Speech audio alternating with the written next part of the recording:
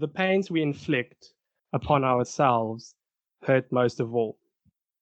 Oedipus the King is a tragedy written by Sophocles in Athens in the 5th century BC. The play tells the story of Oedipus, who is prophesied at birth to kill his father and commit incest with his mother.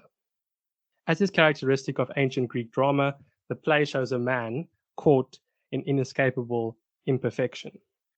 Welcome to the Great Conversation podcast. I'm your humble host, Adrian Joseph, and today I am equally honored and delighted to be joined by Professor Elisa Galgut from the University of Cape Town. Professor Galgut is a senior lecturer in the Department of Philosophy at the University of Cape Town, where her teaching covers a range of topics from aesthetics and literature to the philosophy of the mind. She has a PhD in philosophy from Rutgers University and a master's in creative writing from the University of Cape Town. She is also a published poet, and her poetry has appeared in local literary anthologies and journals. Professor, welcome to the Great Conversation podcast, and thank you for taking time to be here today. Pleasure, Adrian. Thank you so much for inviting me. So, Professor, we're just going to dive straight in. Traditionally, there are sort of, how would I say, two ways of approaching a study of Oedipus the King. The first way is as a model of tragedy based on Aristotle's discussion in the Poetics, and the second way of approaching the play is sort of as a study or an example of the dilemma between fate and free will. But before we get to those discussions, my first question is there anything that people who are approaching ancient Greek drama for the first time should know? Things like the chorus, messengers, etc., things that people who are approaching the play for the first time wouldn't know about or would maybe be surprised by with the first time they see the play. Well, I think you're right. I think that there are certain traditional elements in Greek tragedy, particularly that we don't really have anymore, such as the Greek chorus, which functioned as a kind of commentator on the events. Sometimes the chorus would set the scene. In a way, the chorus was a way in which the audience could be situated into the tragic drama. So the chorus is now something which isn't really, present in tragedies anymore, but it often had that particular function in Greek tragedy. I think also many Greek tragedies were centered around certainly well-known stories. So the story of Oedipus would have been very familiar to the ancient Greeks. And usually royal families, almost all the Greek tragedies were involved sort of just a select few families. They were family dramas. The families tended to be royalty. So those were all typical elements of Greek tragedy. Some of the elements, apart from the chorus, also present in Shakespearean tragedy. Nowadays, obviously, our plays are very, very different. In fact, it's unclear whether we, in contemporary times, even write tragedies at all, because, as we'll see in our discussion of Aristotle thought that tragedies had to have certain elements, which, even though we might go and watch tragic stories, so there are many tragic plays or novels being written, it's not clear whether they are tragedies in the classical sense. So I think the term in which certainly Aristotle is using the term, and often the way we even use the term tragedy, is to refer to those what I'll call high tragedies, the stories involving well-known families, kings, royalty, that kind of thing. There's always a hero as well. In ancient Greek, there were heroines also who were the main characters in a tragedy, although in Shakespeare tended to use male heroes in tragedies and female heroines in comedies. Yes. So those are just some of the elements that somebody unfamiliar with tragedy might need to know. And I think your comments tie quite neatly into our next question, which is, there are many of the key actions in these plays, murders, mutilations, for example, that take place off the stage. And so therefore much of what occurs behind the scenes has to be communicated to the audience via the means the dialogue of the chorus or the messengers or so on. And I think this is the core question. What does the physical staging of these plays, as opposed to a mere reading of them, add to the dramatic effect? And are both imagination and sort of physical inaction necessary for plays like Oedipus the King to produce in full their tragic effect? Thank you. That's actually a very interesting question, and you'll probably hear different opinions. The great literary critic Harold Bloom, who wrote a lot on Shakespeare, in his view, actually, no production of any Shakespearean play really captured the greatness of the play, especially King Lear. He said that there was no production of King Lear that really captured the greatness of King Lear, and he preferred reading the play to actually going to watch performances of it. Aristotle himself said that the mere listening to the tragedy should be enough to instill pity and fear. So there's some people, I guess, who think that imagination is enough. I myself think that there is something important about watching the tragedy played out. So first of all, I think that a great actor and great actors and great directors will bring out elements in a play that we ourselves reading the play at home might not be aware of. So I think those interpretations are important. I also think there is something important about seeing a production played out in front of us. I think it makes the issues more real. I think it makes it seem as if we're living through the tragedy in a much more real way than merely reading or listening to the play. My feeling is that there is something important about the visual element. I think the mind is influenced very much by the visual. And so for me, there is something important about seeing the play produced in front of us. And I think that links to something you said earlier, where you mentioned that many of these stories were almost seen as myths, and they were performed at a religious public festival, an almost ritualistic communal event where the entire Greek community came together to witness these tragedies take place. And so there is that discrepancy between how the Greeks would have experienced the plays taking place and how we experience them, either watching them on a stage as an audience or merely reading the play. And I think a first reading of Oedipus the King, it gives you this impression of tremendous compactness. It's almost as if there's no superfluous word in it at all, and it's rushing towards the climax so quickly. What might be helpful to help us answer our question is understanding the fact that there are sort of different actions in the play. There are those that take place before the play that are merely recounted on the stage, and then there are those that take place right in front of our eyes on the stage. And then there are the events we described earlier that take place simultaneously, but not on the stage itself. Is there something significant about the fact that these actions take place in different sorts of ways? Yes, I think that's a very, very good question again. I think there is something significant. I think, first of all, some of the events will not be depicted on stage because, as I said, the audience is going to be familiar with, let's say, the story of Oedipus. I think Aristotle was also very clear that the events presented on the stage should not be shocking, because the aim of tragedy is not to shock or horrify, it's to produce pity and fear. So if we saw Oedipus murder his father, for example, that would be very shocking to an audience. And it might prevent us from feeling pity and fear. So that is one of the reasons why certain kinds of very violent events are not actually depicted on the stage.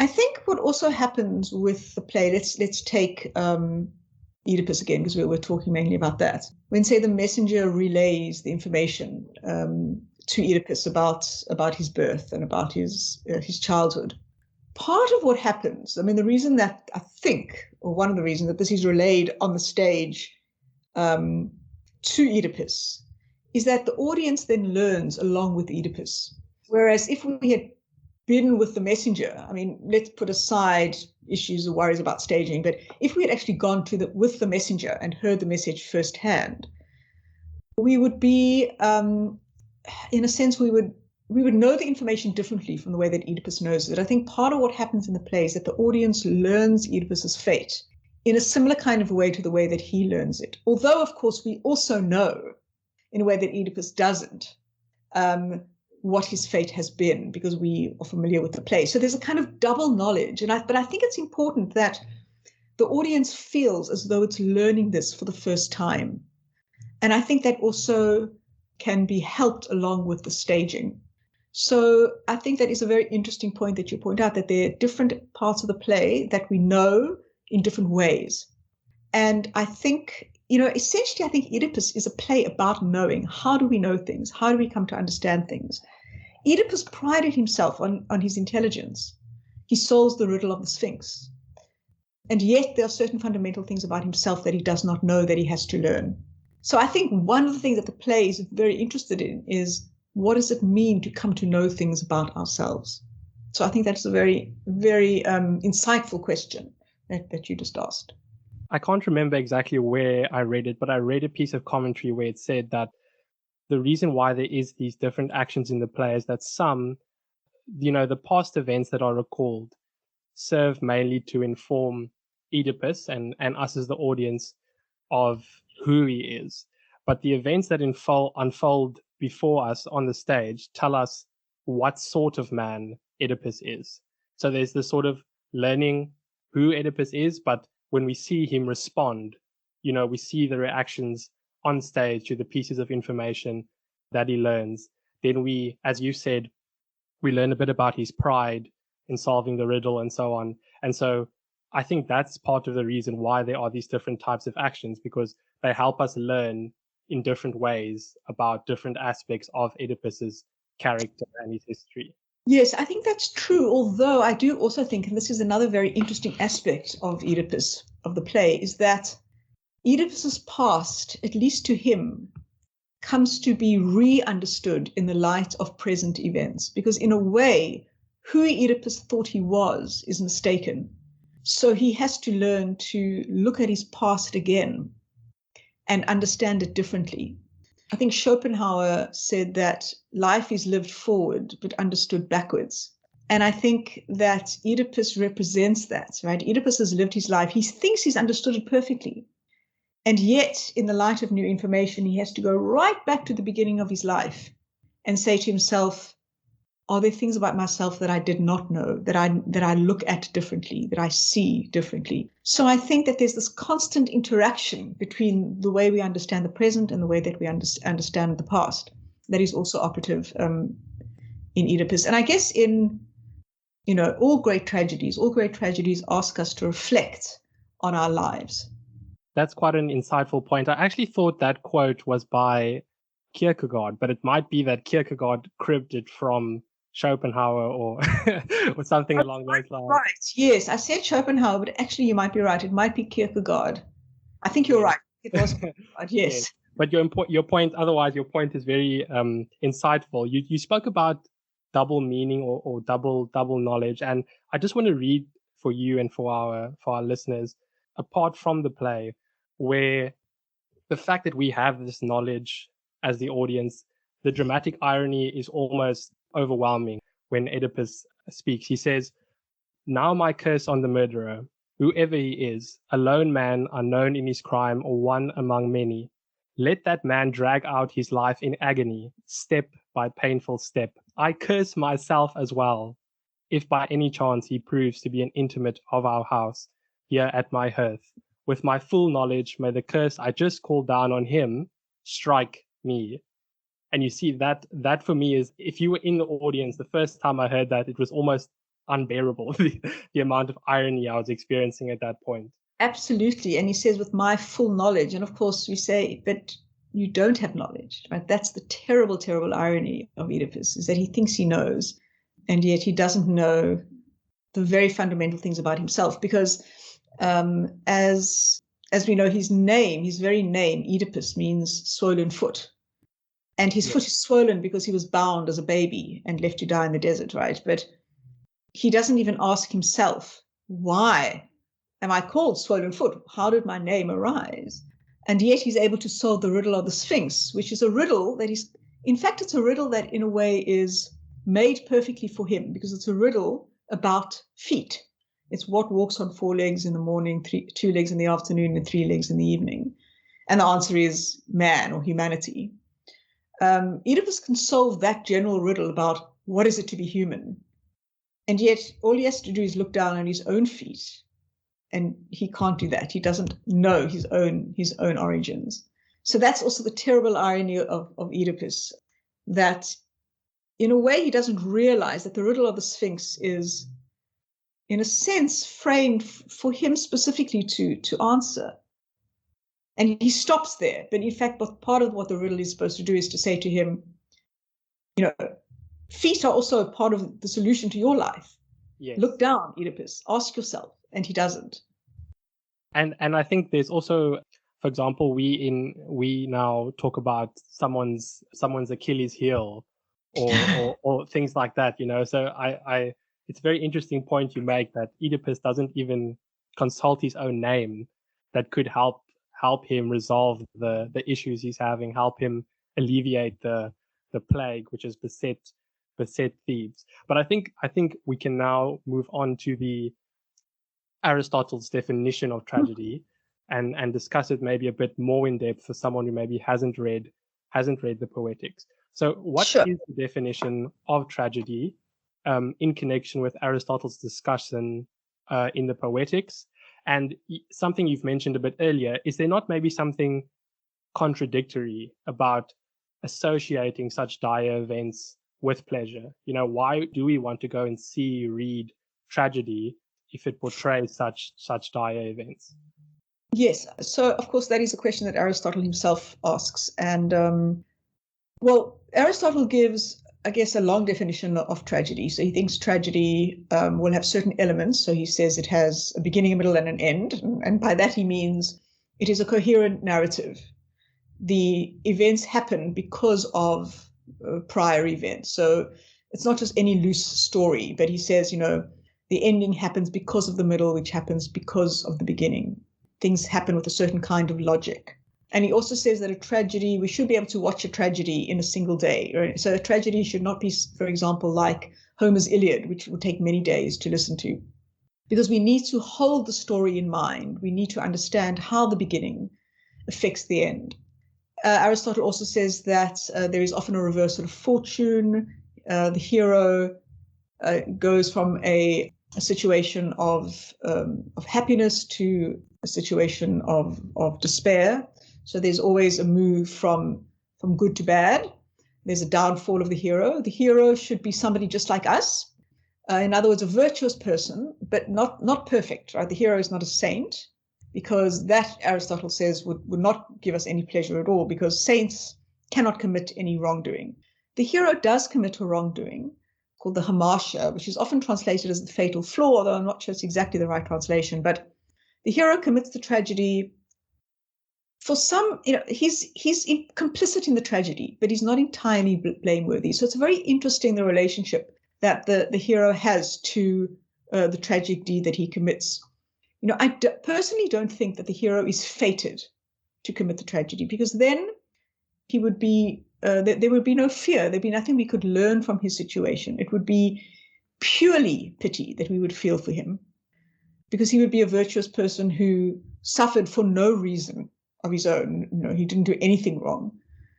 And yet, of course, the hero cannot intentionally, in full knowledge, commit the tragic deed, because then that would make him evil, right? If Oedipus really knowingly knew he was killing his father and marrying his mother, he would be evil, and we could not sympathize with him. So there has to be this sort of complexity, this complex nature in the character of the hero.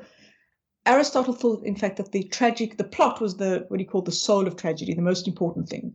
Why the hero acts in this particular way, because he thought that the plot is generalizable to the rest of us.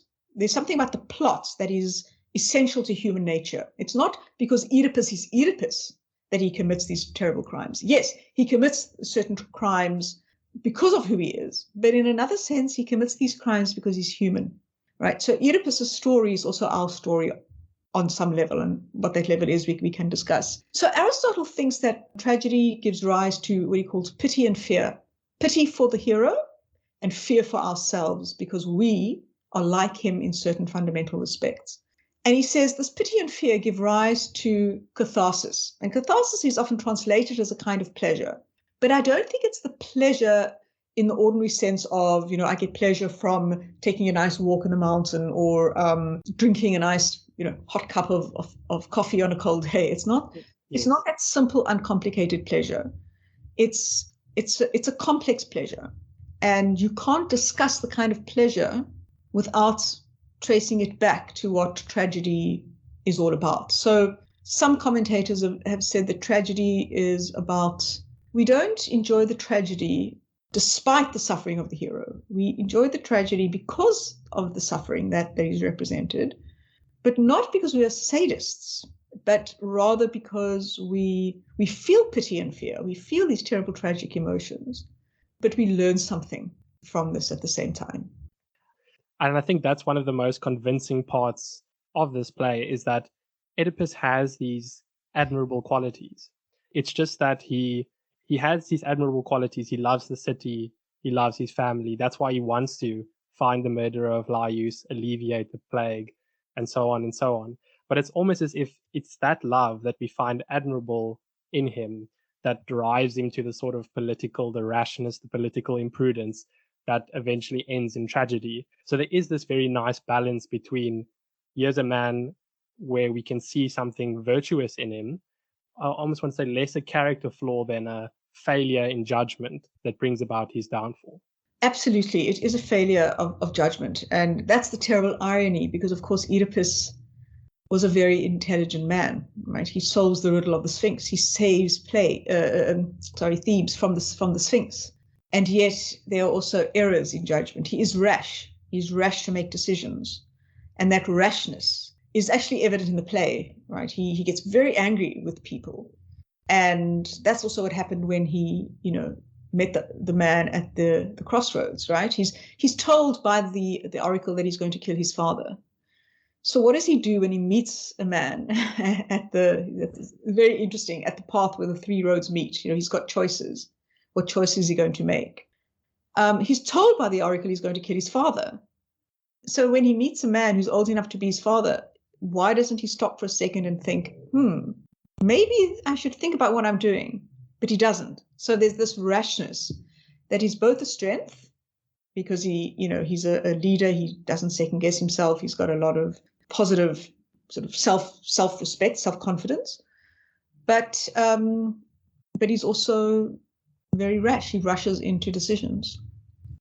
I think that leads us very neatly into our second question. You said something about the events in the play kind of developed without any input of human agency. That would be morally unsatisfactory. So what is the role of fate in tragedy? Does Oedipus, you spoke about where the three roads meet, are there genuine alternative courses of action open to Oedipus? Because some, I guess, would say Oedipus is the king of Thebes, and it would seem that it is his duty to proceed with the inquiry about the murderer of Laius and so on. So, if we feel just intuitively, if his actions are completely fated, then how can he be responsible for them in any real way? How can his suffering and punishment then be justified?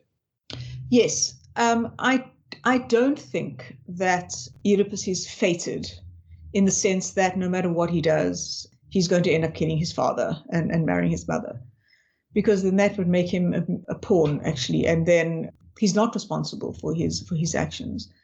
So I think that the role of the oracle is not so much about his fate, or at least not his fate in the sense that it's fated by the gods, but it's rather a kind of fate about the kind of person that he is.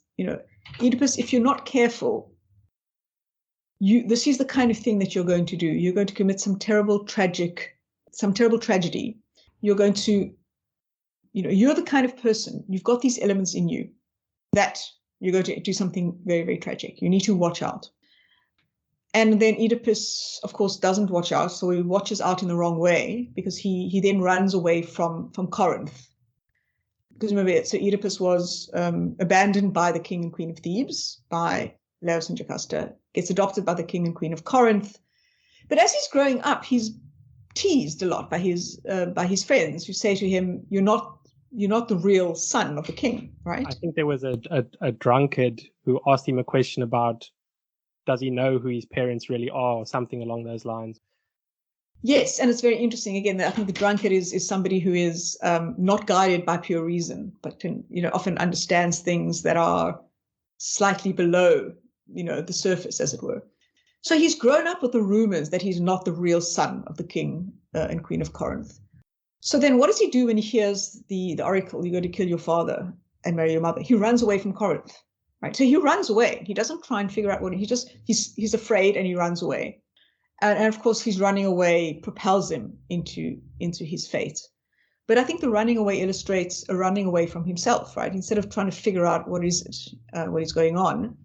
And if he is not the king, the son of the king and queen of Corinth, then there is the possibility that his real father is out there somewhere. So what you don't do is kill the first fatherly figure who comes along, right? Yes. So I think the oracle stands, in our present day language, I think we can say that something like that. The oracle stands for talk about the unconscious, those unconscious forces that drive us, that we are not fully aware of, but they're still ours, and our job is to become responsible for them. I'm somebody who's interested in Freud and psychoanalysis, and I guess I think that we needed Freud to fully understand the nature of tragedy, because I think the oracle does stand for those unconscious aspects of ourselves that drive us, but we're not always fully aware of them. And one of the lessons I think that tragedy gives us is to learn to become more aware of ourselves, to look down at our own feet and say, what is propelling me forward? Indeed, I think that's a very nice sort of summary line, in the sense you made a comment. You said something like Oedipus's story is our story, in the sense that he's confronted with this choice between alternatives, and there's a sense in which he must choose, and having chosen, he can't escape the consequences of his choice. And I mean, I think we've all been sort of co-conspirators in our own wrongness, and tasted defeat at our own hands. And and I think this is the tragic element, in my opinion, that's kind of written large in Oedipus and in tragedy, is this idea that oftentimes we are faced with a decision between lesser evils. There's no clear path forward, but we have to choose. We have to live with the consequences of our choice. And that's almost the tragic element that we relate to in Oedipus the King. Yes, absolutely. And as I'm talking to you, I'm also thinking in relation to your other question about when events happened and the relationship between the past and the future. And I think one of the things that tragedy tells us, because Oedipus lives with his crime for most of his life before he finds out what he's done.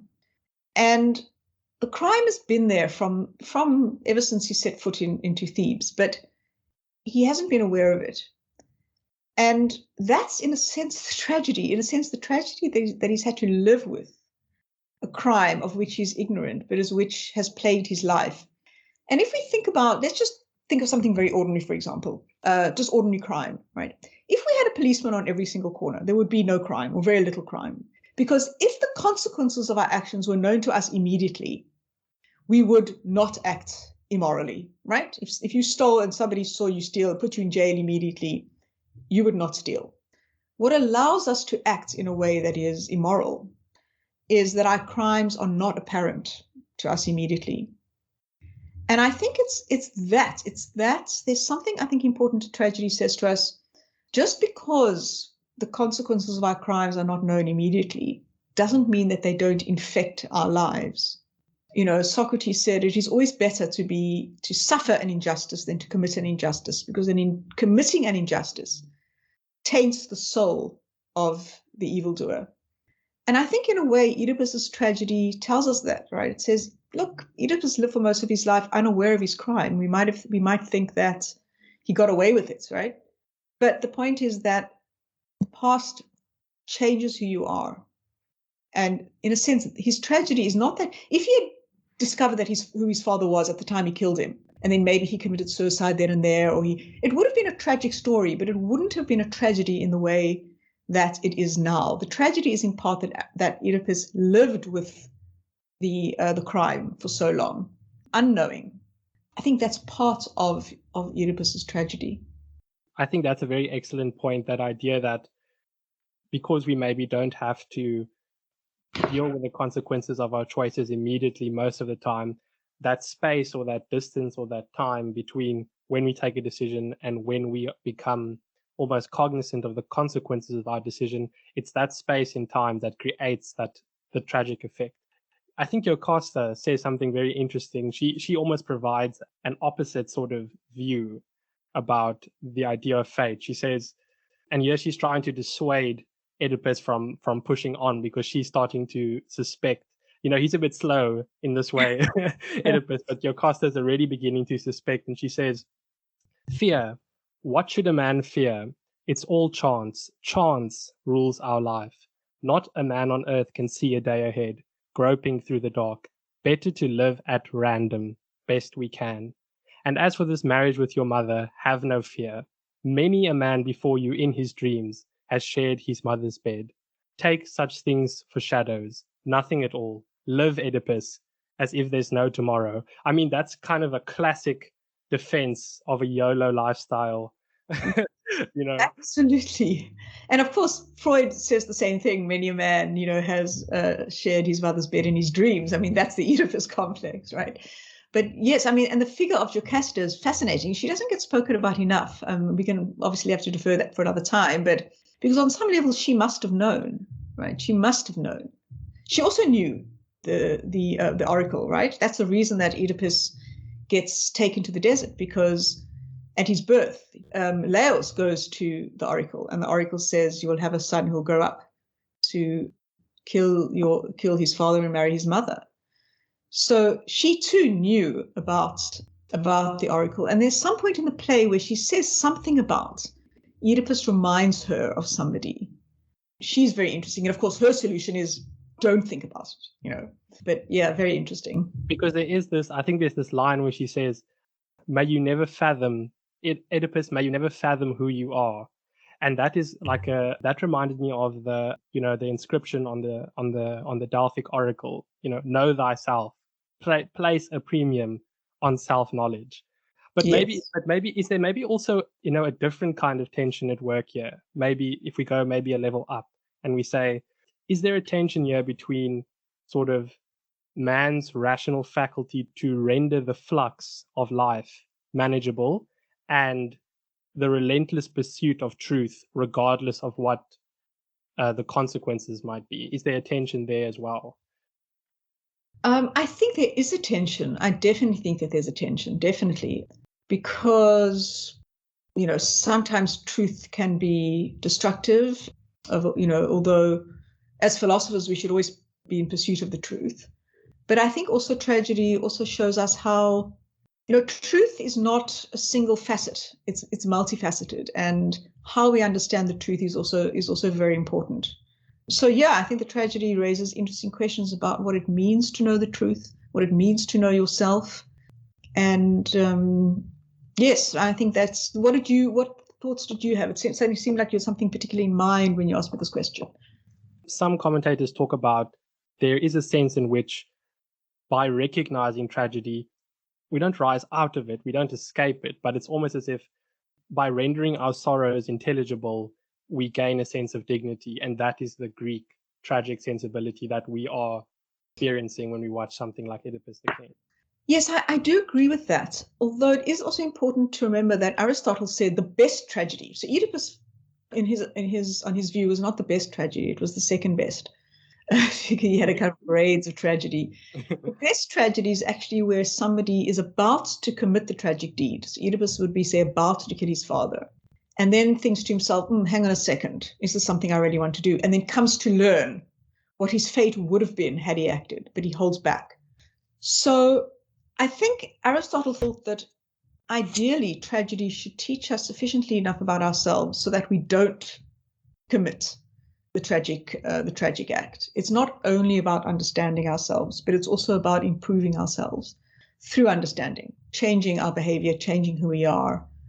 I think Aristotle thought that tragedy was a deeply moral kind of activity to engage, to go and watch a tragedy. We have a duty to know ourselves better. It's not just something, it's kind of nice to know yourself. We actually have a duty to ourselves because it affects how we live and the kinds of people we become. I mean, there's a line, I think it's in Plato's Republic, where Socrates says, we are not talking about just about any subject, but about how we ought to live.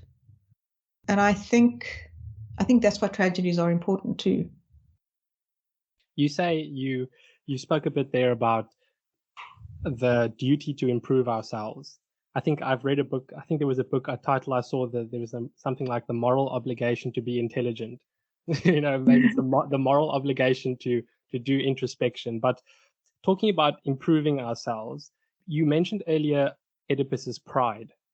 That was no doubt the product of his having solved the riddle of the Sphinx, and we spoke a bit about the structure of the play and how that kind of reveals what manner of man Oedipus is.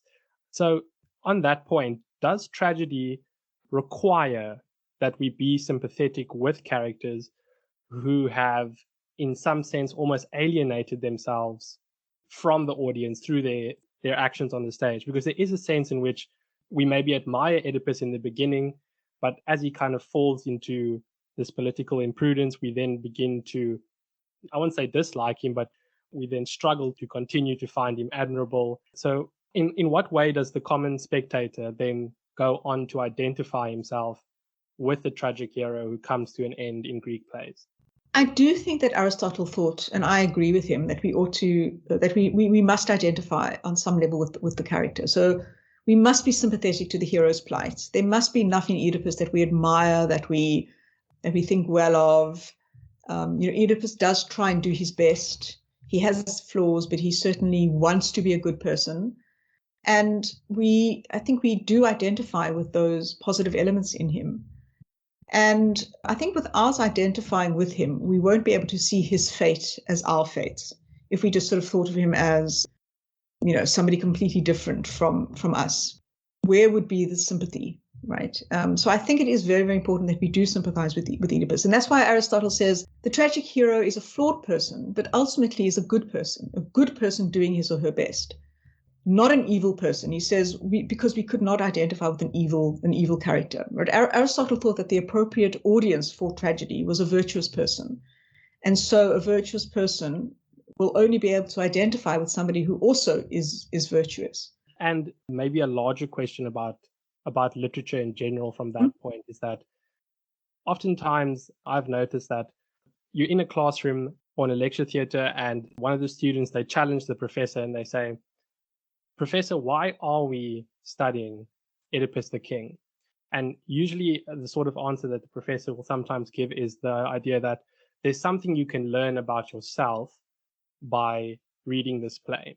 But I often think when I hear that response, isn't that confusing the reason for reading literature with the effects of reading literature, in the sense that, because it almost feels a bit narcissistic to say, if you want to learn about sibling rivalry, go read the story of Cain and Abel, because then you're sort of detracting away from the actual significance of the piece of literature, because what you're saying is that the reason for reading literature is ultimately to learn something about ourselves. Is there not a way in which giving that reason for reading literature detracts from understanding it properly? I really like your question, because I do think that education should not only be about trying to understand oneself, or if you think about it in a very reductionist sort of way, then people will say, oh, well, let's only read books that are, set in the time and place where I'm living. Exactly. I think part of what literature does, it expands your mind. I mean, my first answer would be, why do I read Oedipus or King Lear? Because they're great plays, right?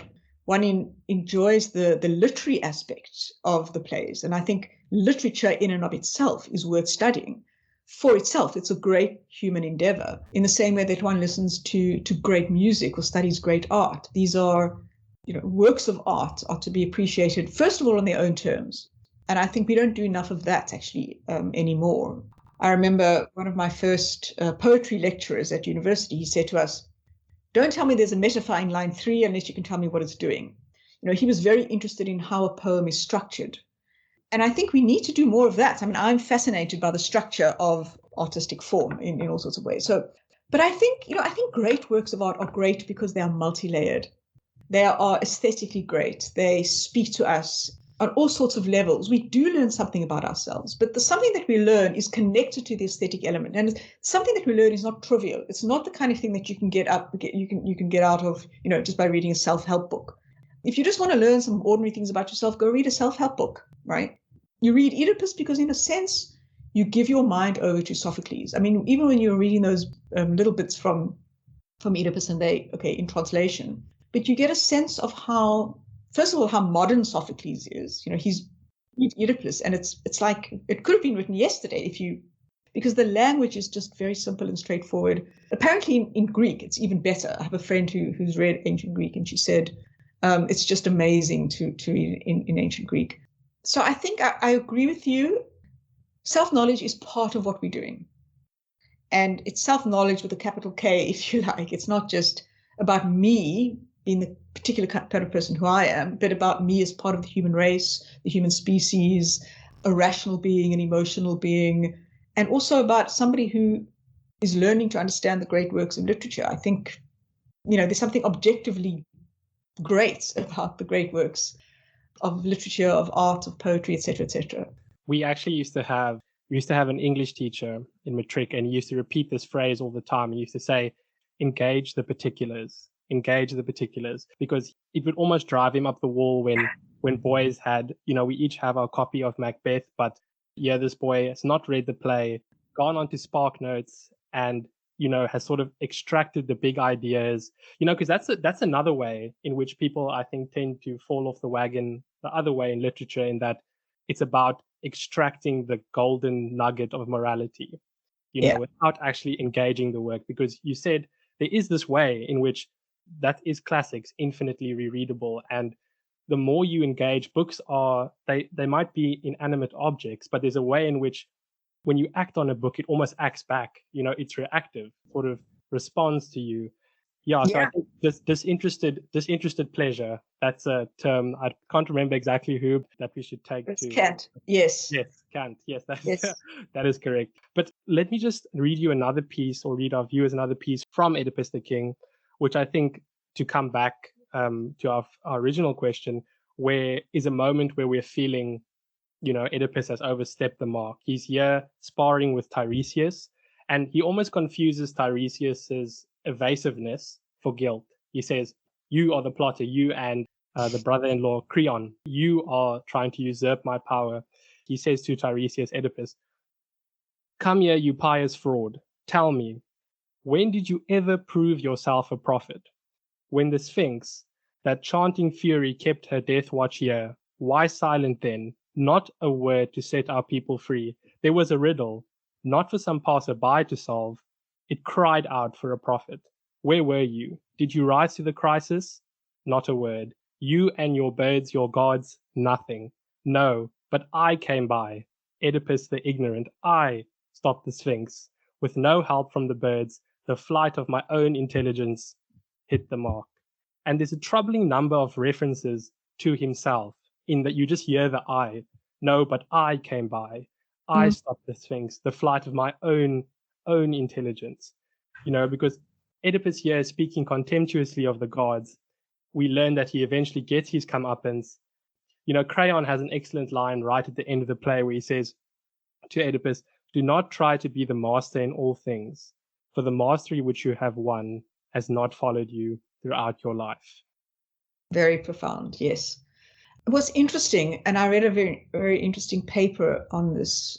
Oedipus struggles with male figures, with older male figures, with father figures. And we see this in his relationship with Tiresias and with Creon, right? He's constantly saying to them, I'm challenging your authority. I'm challenging your authority. Who are you to tell me? I'm better than you. And I think that's the feeling also that he had towards his father, right? I'm here, I'm going to be better than you. And I think that's something that also drove him throughout his life, right? He was abandoned by his father. And I think that feeling of having been abandoned was also something that motivated him to be better than his father. And we see it in the way that he acts towards the two other, older male characters in the play. So again, I think psychologically, Sophocles had him perfectly, right? Sophocles just absolutely understood what was driving Oedipus. And I think Tiresias, you spoke about Jocasta being demanding, study in and of herself as a character. And I think Tiresias is also a very interesting character. How does Sophocles go about using Tiresias, using the physical disability of blindness, to contrast with Oedipus, who has eyes but cannot, sort of inverted marks, he cannot see until the end of the play.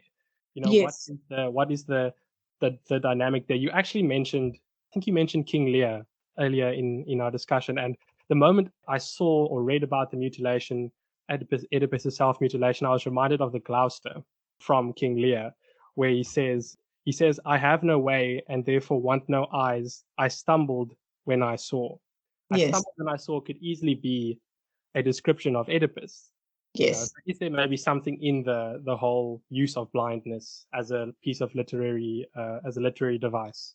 Yes, definitely. I think often blindness is used as a kind of symbol, if you like, of inner sight. So Tiresias cannot see outside, he cannot see external things, but he has insight. He can understand things on a deeper level.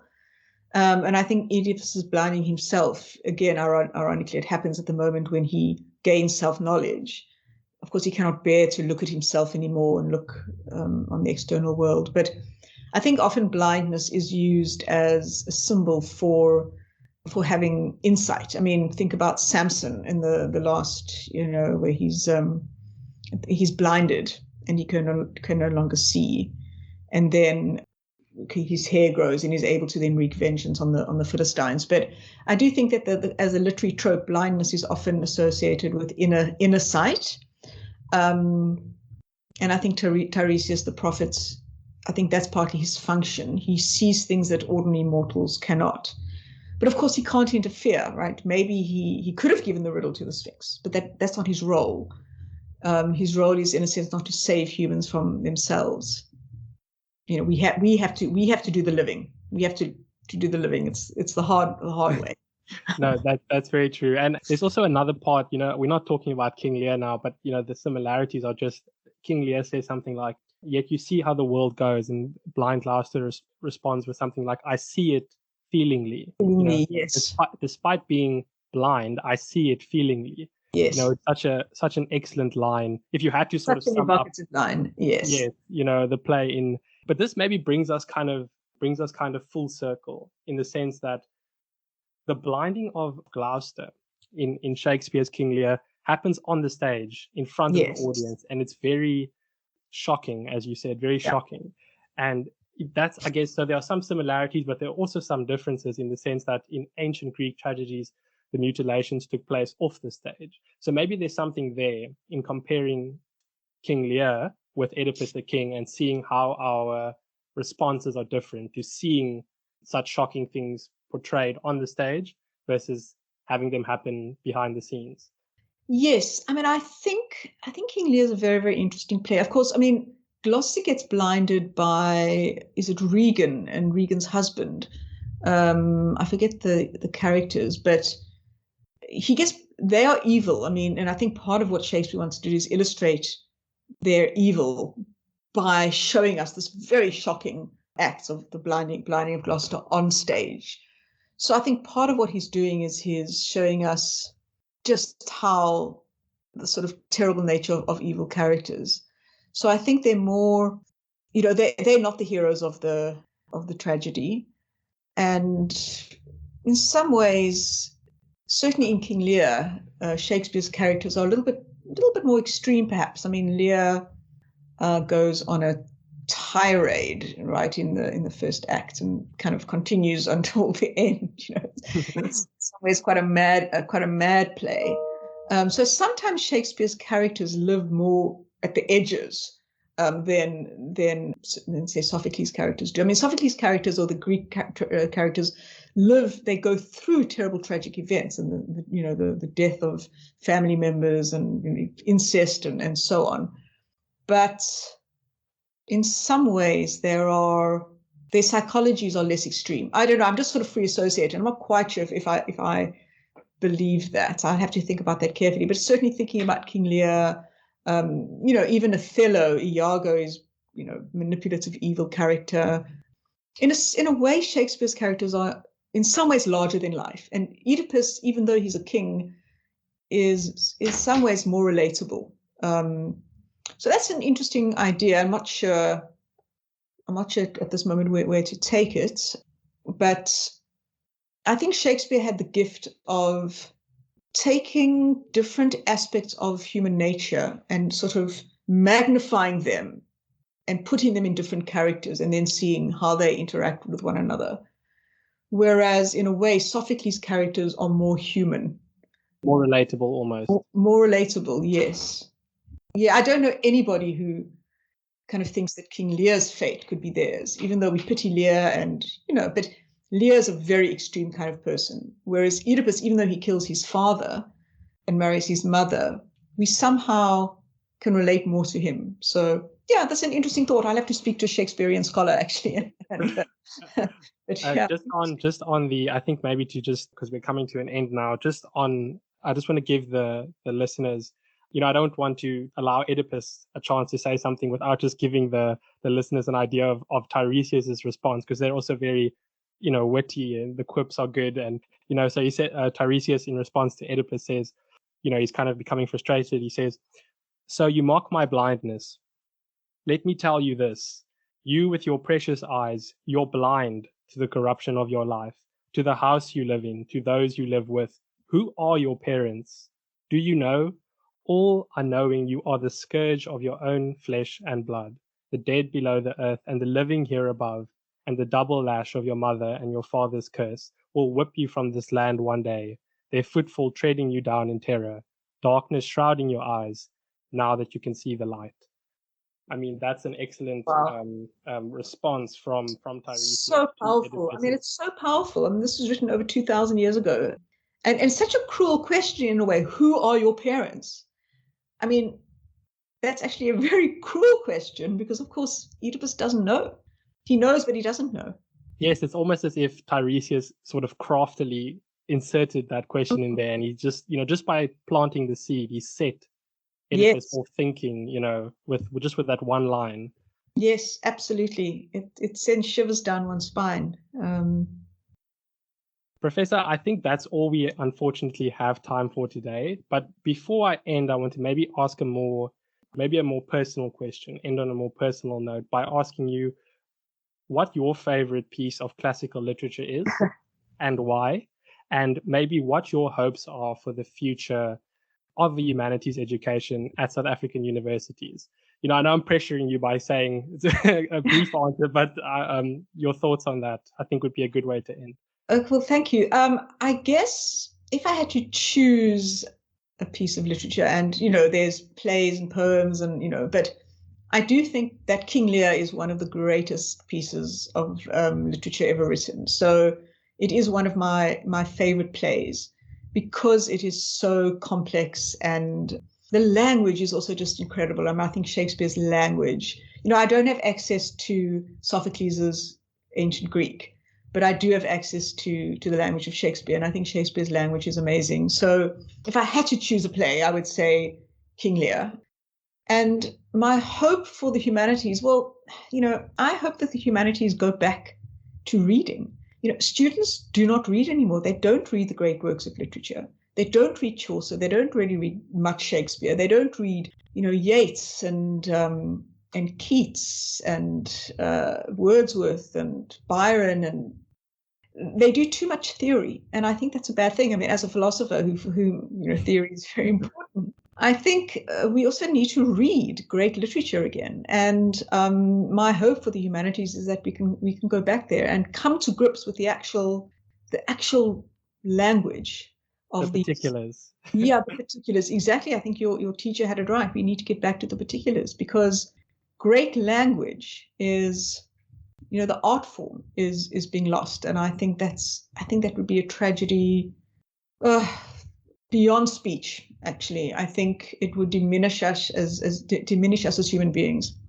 So that would be my wish for the humanities, is that we start rereading the classics. In the we think that the burning of books is a terrible, terrible thing, and I agree, it is a terrible thing. But what's even worse is to disregard so much that we don't even bother to read. If somebody were to burn them, we wouldn't even care. I think that's far, far worse.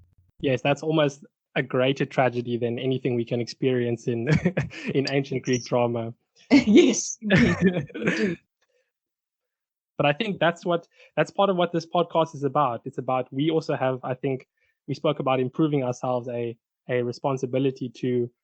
Yeah, no, absolutely. I think we should all be reading Jane Austen. I think we should all be reading Shakespeare, Dickens, George Eliot, Chaucer, Wordsworth, Yeats, Wallace Stevens, you name it, because they were great, great minds. So, and Hume, if we can end with quoting a philosopher, David Hume said something like, I think of a great author as I do a great friend.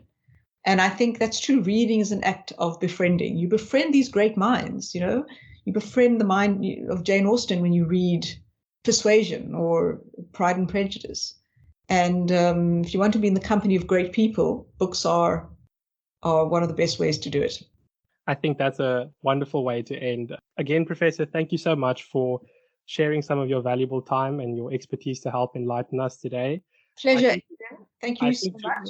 I think to our viewers at home, they must please remember to subscribe to the podcast, and they mustn't forget to share it, obviously, with friends and family members who may have a potential interest in great literature. And also they must remember to tune in next week, where we will be discussing the book of Job.